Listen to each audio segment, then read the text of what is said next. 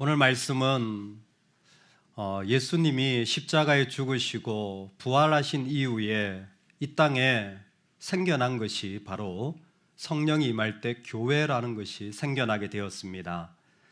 그 교회는 우리 믿음의 출발점이 되어서 하나님을 나의 주인으로 모셔드리는 귀중한 장소가 되어진 것이죠.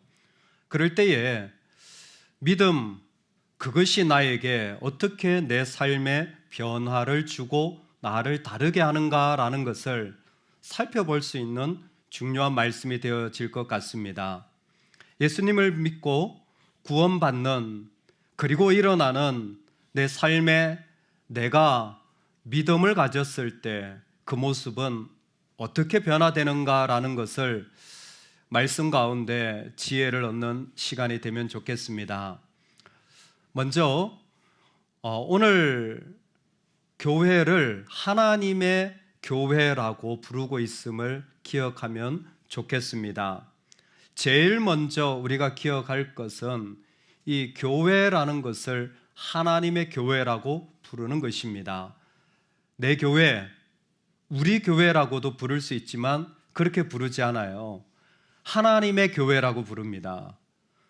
여기서 하나님의 교회는 저기 풍동 저 아래에 있는 그 하나님의 교회가 아닙니다. 거기는 이단이고요. 하나님의 교회라는 말은 성경에 나오는 아주 소중한, 우리가 사용해야 될 말인데 이단들이 써버려가지고 이게 하나님의 교회라고 하면 자꾸 이단으로 가게 되어져요. 여러분, 신천지도 원래는 새로운 하늘 새로운 땅 신천신지라는, 제가 어릴 때만 해도 대단히 많이 썼던 용어입니다. 그런데 이제는 못 써요. 당신 신천지냐고 이렇게 말할까 봐. 근데 여기서 하나님의 교회는 하나님이, 우리가 아니라 하나님이 인도하셔서 끝까지 그 구원을 완성하시는 곳이 하나님의 교회라는 의미입니다. 여러분, 우리 모두가 이 하나님의 교회에, 즉 하나님이 우리를 이끌어 가시는 자리에 부름받은 줄로 믿습니다. 그럴 때 이 교회 안에 우리는 어떤 믿음의 모습을 가지는가를 이 건물을 비유로 통하여 이해하기를 원합니다. 우리 교회도 빌딩이라는 것이 있죠. 이와 같이 믿음이라고 하는, 교회라고 하는 것을 건축물에 비교하여서 하나하나 설명해 주고 있습니다. 먼저 하나님의 교회, 즉 믿음으로 살아가는 사람들에게는 마치 건물을 지을 때 제일 먼저 하는 것이 털을 파서 그곳에 콘크리트를 부어 털을 닦는 것처럼 믿음도 제일 먼저 이 털을 닦는 것이 중요합니다. 믿음의 사람들의 터는 오직 한 분, 예수 그리스도입니다.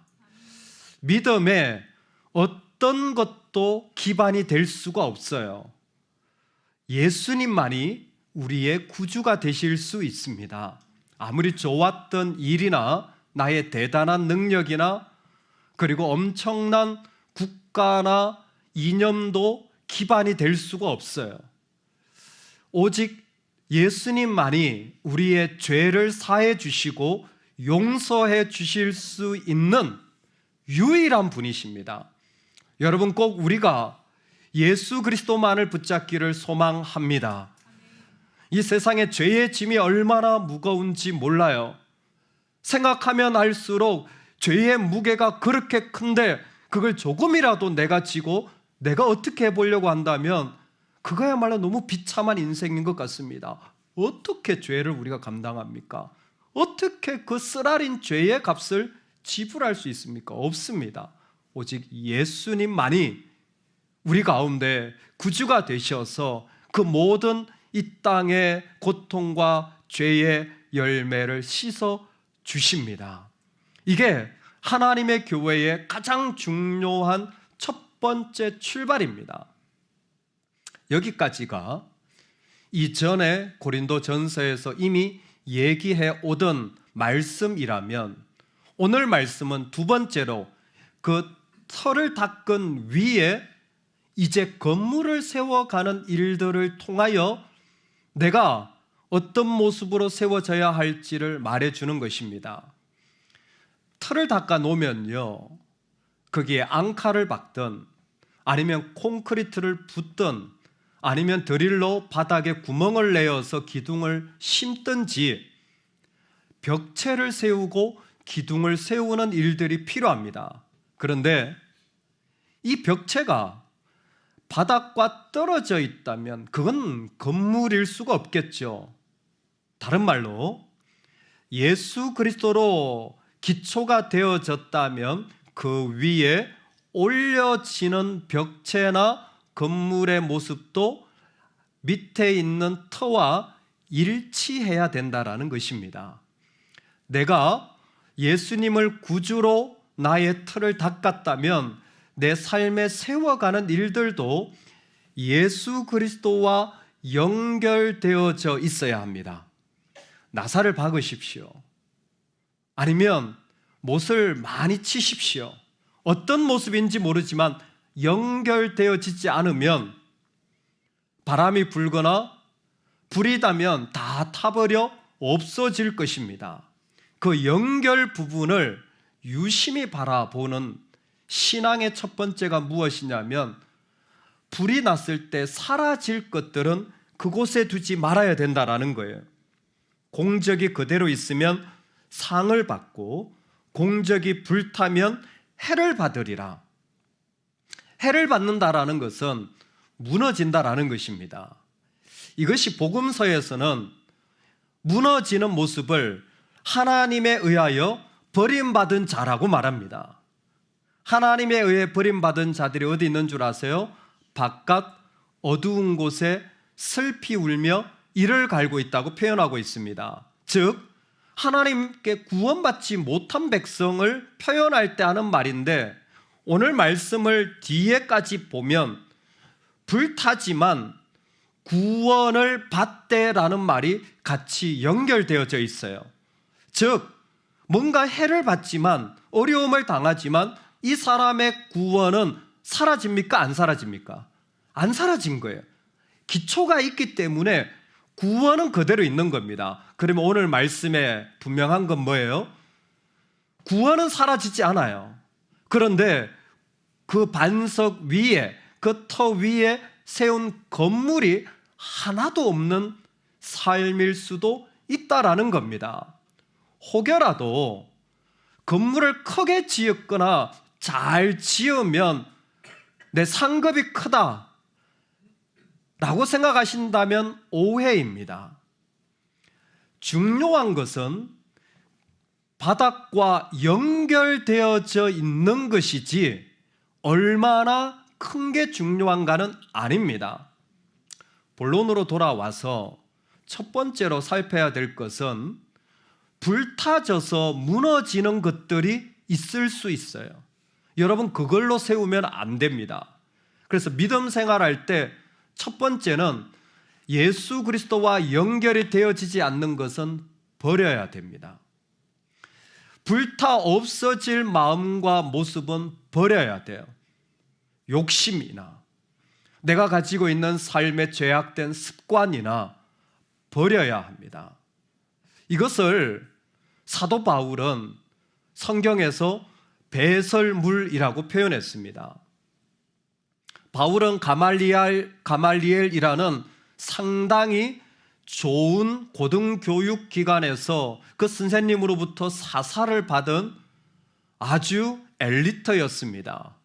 어느 정도 품위와 삶의 인정을 받던 사람인데 뭐라고 말하냐면, 내 모든 그 품위와 인정을 뭐처럼 여긴다고요? 배설물처럼 여긴다라는 겁니다. 왜?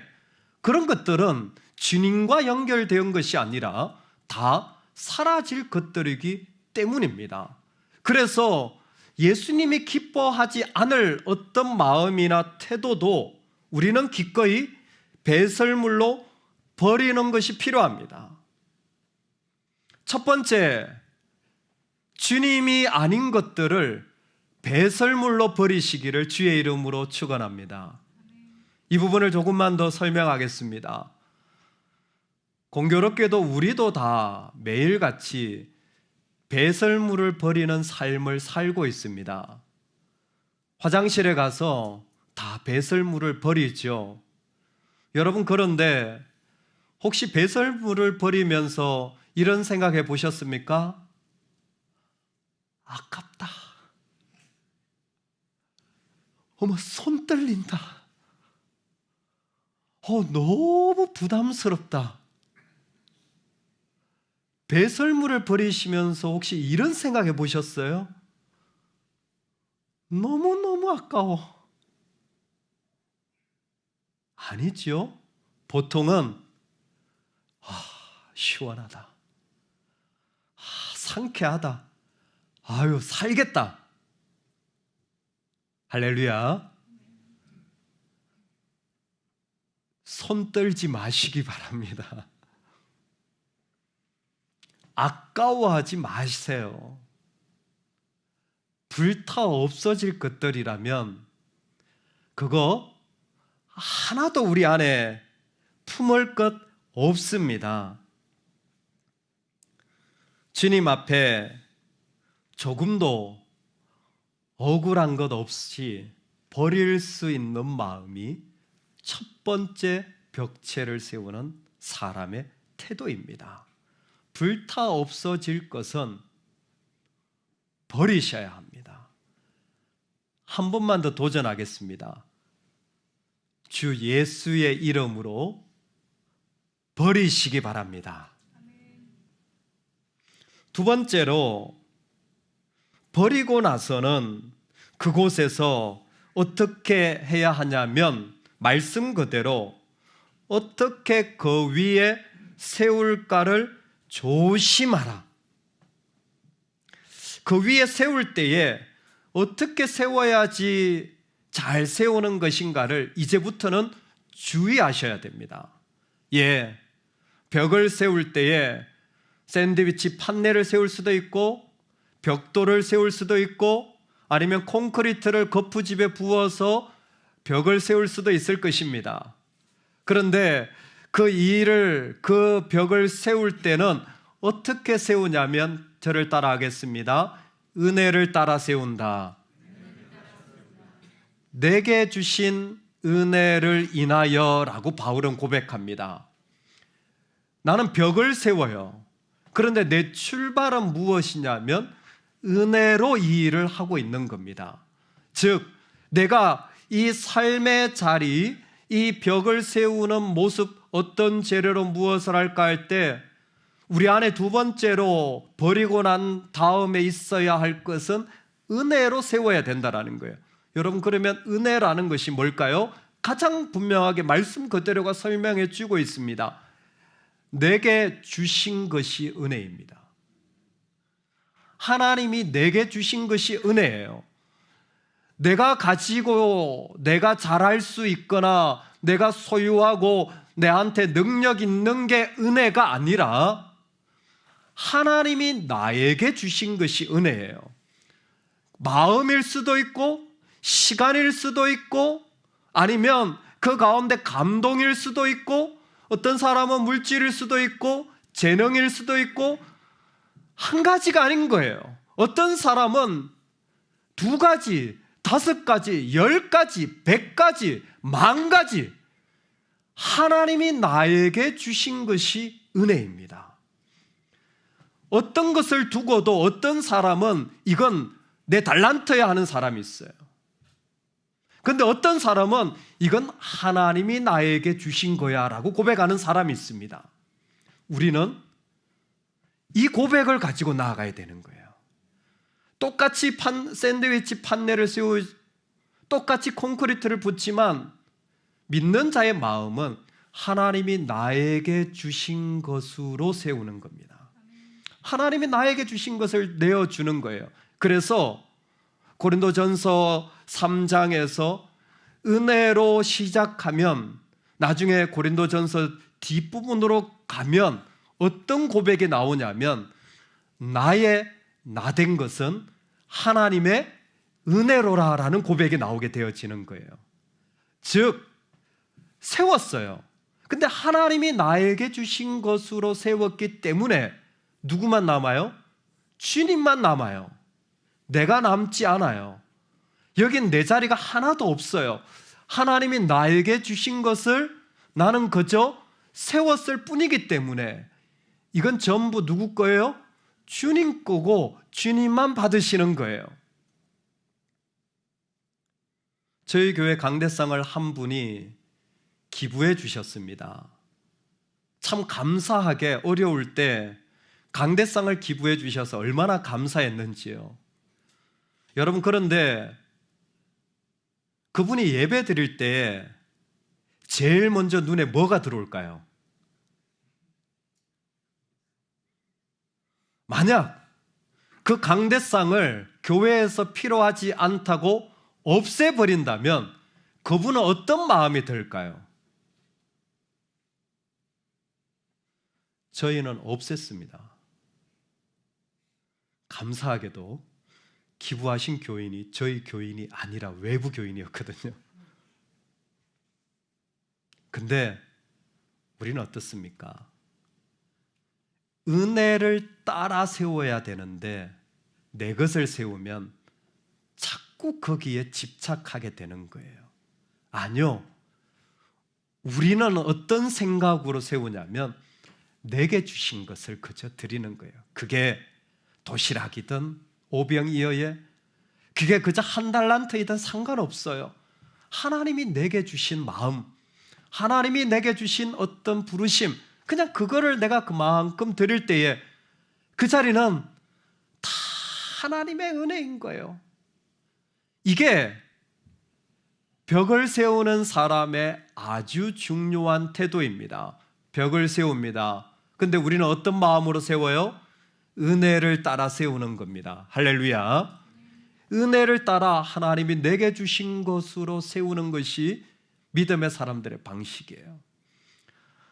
버립니다. 은혜를 따라 합니다. 자, 그렇다면 그렇게 좋다고 하니까 은혜를 따라서 그냥 아무것도 안 하고 있으면 됩니까? 아니요. 건축을 할 때는 하루 종일 일해야 됩니다. 땀을 흘려야 돼요.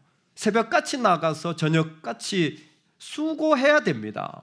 그 일하는 건 그러면 빼고 그냥 다 은혜로 만들어집니까? 아니요. 세 번째 구체적인 일하는 자리까지 우리의 모습을 우리의 일터에서 가정에서 자녀를 양육하고 또 일하는 모든 모습 속에 우리의 모습이 그대로 투영되어져 있습니다. 일합니다.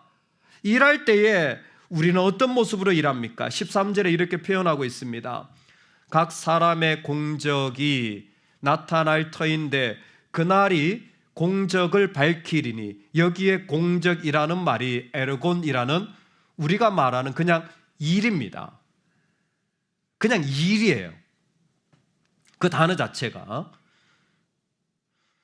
그 사람의 공적을 밝히리니, 이는 불로 나타내고 그 불이 각 사람의 공적이 일이 어떠한 것을 시험할 것임이라. 벽을 세우는 일은 구체적입니다. 그 일들은 그 가운데 분명하게 우리가 땀을 흘려야 되는 일들이에요. 수고가 포함되어져 있습니다. 쌀을 씻어야 됩니다. 아이에게 뭔가를 가르치고 나는 공부를 하고 아니면 그 가운데 사람들을 만나고 일을 합니다. 그런데 이 사람의 생각은 달라요. 어떻게 다릅니까? 여러분, 그리스도인의 일은 뭔지 아세요? 그리스도인의 일은 그 기초가 예수님이라면 그리스도인의 일은 하나님을 믿는 것이 우리의 일입니다. 똑같이 사람을 만나고 업무를 하지만 그 안에 우리는 어떤 마음으로 하냐면 예수님을 믿는 마음으로 그 일을 하고 있어야 됩니다. 요한복음이 로고스로 오신 예수님을 소개할 때 이 부분을 가장 정확하게 설명해 줬습니다. 하나님이 보내신 자를 믿는 것이 하나님의 일이니라. 원래 섬긴다라는 말은 말 자체가 요즘은 좋은 말이지만 성경 시대에는 이게 종이나 여자들이 하는 대단히 볼품없고 대단히 허드렛 일 같은 누구도 하기 싫어하는 더러운 일이 섬김이라는 것이었습니다. 즉 교회에서 내가 삶에서 일을 한다라는 것은 고상하지 않더라는 거예요. 되게 자존심 상할 수도 있고 그 일을 하면서 낭패감을 맛보거나 실패할 수도 있습니다. 그 마음이 쓰레기통처럼 구겨지는 일들이 한두 번이 아닌 거예요. 주의 위로가 있기를 소망합니다. 일이라는 게 그래요. 일이라는 게 하나도 쉽지 않아요. 일이 아름답지 않아요. 그런데 믿는 사람들은 그 일을 할 때 믿음으로 하는 거예요. 예수 그리스도를 믿음으로 고백하면서 그 일을 하는 겁니다. 예수 그리스도를 믿는 마음, 주님이 이 가운데 역사하실 것이라는 그 믿음을 그 가운데 계속 고백하면서 하는 거예요. 우리나라 1907년 평양 대부흥운동이라는 놀라운 각성운동이 있었습니다. 길선주 장로님 같은 분들이 자신의 죄를 회개하고 고백하는 일들이 그 일들 가운데 있었죠. 근데 1907년 평양 대부흥운동은 그 전에 1903년 원산 부흥운동에서 불꽃을 받았습니다. 1903년 원산 부흥운동의 핵심은 조선 교인들이 아니라 선교사님이었습니다. 그 중에서도 하디 선교사님의 고백이 모든 사람의 마음을 움직였습니다. 하디 선교사님은 당시에 의사로 고종의 주치의뿐만 아니라 우리나라 제주원 사역을 비롯하여서 수많은 의료 사역을 했던 분이에요. 지금도 토론토 대학은 세계에서 순위 안에 들어가는 좋은 대학입니다. 토론토 대학 의과대 출신의 선교사님이세요. 엘리트죠. 근데 젊은 날에 하나님의 부르심과 열정을 가지고 복음을 전하러 배를 타고 일본을 거쳐서 우리나라까지 온 겁니다. 이분이요, 교회를 섬기면서 사역을 하면서 본국에 편지를 보냅니다. 어떤 편지를 보낸 줄 아세요? 조선 사람들은 예수를 믿을 사람들이 아닙니다. 이 땅은 교회가 세워질 땅이 아닙니다. 이렇게 선교 보고를 해요. 본인의 의사로서 사역을 하면서 복음을 전하고 교회를 세워가지고 사람들을 만났는데 조선 사람들이 어떻게 하는 줄 아세요? 복음을 전했잖아요. 교회 왔어요. 교회 와가지고 교회 헌금을 횡령해 가요. 복음을 전해서 교회를 오라 그랬더니 첩을 버젓이 데리고 예배 드리러 옵니다. 거짓말을 하도 많이 해가지고 조선 사람들이 하는 말을 믿을 수가 없어요. 뭐 술 먹고 술에 쩔어 사는 건 말할 것도 없고 교회가 엉망인 거예요. 교회가 교회 같지도 않은 거예요. 아니, 누구 하나 성도라고 불릴 만한 사람이 없는 거예요. 너무 마음이 답답한 거예요. 그래서 이분의 결론이 뭐냐면 수많은 땅 중에 조선은 교회가 세워질 땅이 아닌 것 같습니다. 이 사람들은 예수 믿을 사람이 아닌 것 같습니다. 그런데 그 원산에서 같이 예배를 드리며 이분이 큰 도전을 받는데 그 마음을 고백하며 어떤 도전을 받냐면 내가 믿음이 없습니다. 나는 재정을 횡령하고 첩을 데리고 다니고 저렇게 거짓말을 밥 먹듯이 하고 술독에 빠져서 날마다 술 마시는 조선 사람들을 보면서 어떻게 이게 교회냐라고 말했지만 정작은 자신이 믿음이 없다고 고백한 거예요. 정말 그분이 믿음이 없었나요? 젊은 날에 헌신해서 조선까지 와가지고 선교사가 되어서 그렇게 노력하는데 믿음이 없었던 거예요. 선교사로 일하는 것보다 예수 그리스도를 믿는 믿음으로 만나야 됐는데 그 믿음을 잃어버린 겁니다. 그 믿음을 상실해버린 거예요. 그 믿음을 놓쳐버린 겁니다. 오늘 버려야 합니다. 그리고 주님이 내게 주신 것으로 우리는 그 벽을 세워나가야 하는데, 구체적으로 일을 할 때는 여러분 믿음으로 하시길 바랍니다.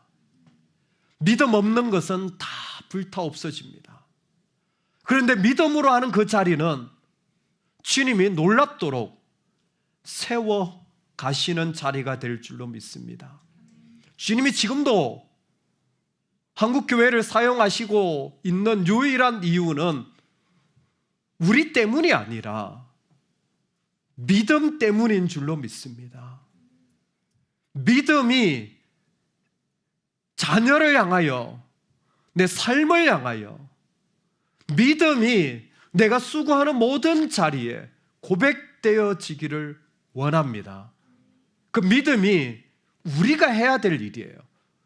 예수님을 믿는 것이, 진짜로 예수님을 믿고 나아가는 것이, 믿었다 치고 말고요, 나 믿는다 생각하는 거 말고요, 내 가슴에 확신과 그 예수님이 의식되어져서 분명한 신뢰로 오는 그 믿음 말입니다. 예수님을 믿는 것이 가장 중요한 일입니다. 건물은 그렇게 세워지는 거예요. 그 믿음이 이 땅에 아름다운 건물을 세우는 겁니다. 여러분, 그러면 이와 같은 일들이 일어납니다. 누구든지 그 공적이 불타면 해를 받으리니, 그러나 자신은 구원을 받되 불 가운데서 받은 것 같으리라. 아멘. 공적이 그대로 있어 상을 받는 사람들, 공적이 그대로 있어서 하나님 나라가 이루어지기를 소망하며 부탁하는 메시지로 초대하는 것입니다. 주님의 뜻을 내어드릴 때에 믿음으로 그 자리를 바라볼 때 여러분, 하나님이 그 시간과 때를 주실 줄로 믿으시기 바랍니다. 혹시 신앙에 갈등이 있거나 이 땅에 어려움이 있다면 여러분, 믿음을 가지고 그 시간과 때를 기다리시기 바랍니다. 하나님이 우리로 주님이 주신 것을 주님께 드리고 주님의 이름으로 세워나갈 수 있는 때를 허락하여 주실 때에, 그때의 불같은 시험은 우리가 생각하는 것처럼 두려움이 아니라 말할 수 없는 영광의 순간이 되어지기 때문입니다. 스데반이 돌에 맞아 죽지만 하늘을 우러러 보며 인자가 보좌 우편에 선 것을 보는 영광스러움을 누리는 거예요.